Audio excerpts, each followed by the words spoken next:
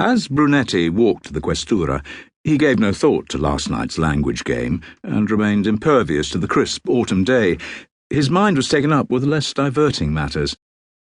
An email had reached him just as he was leaving his office the previous evening, telling him that his immediate superior, Vice Questore Giuseppe Pata, wanted to speak to him the following morning.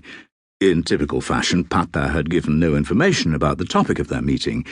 Pata always liked to have the advantage of surprise, and he believed that not to reveal what he wanted to discuss would assure that.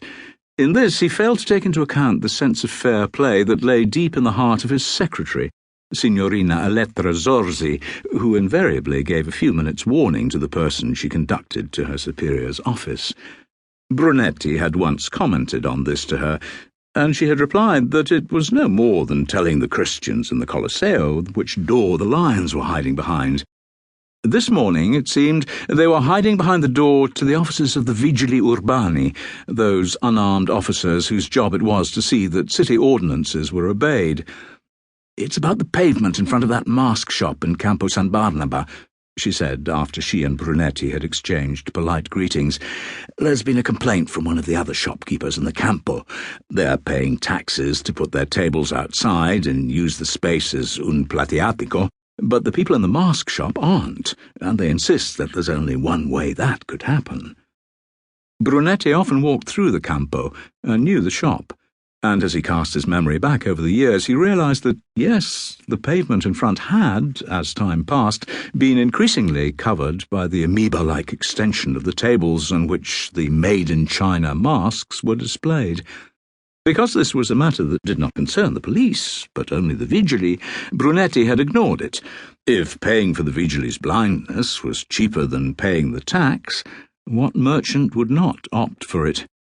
"But why is he concerned about something like that?" Brunetti asked, indicating Pata's door with a quick turn of his head. "He had a phone call late yesterday afternoon. A few minutes after, he came out and asked me to send you an email." "Who called?" "The mayor." "Aha," Brunetti said softly.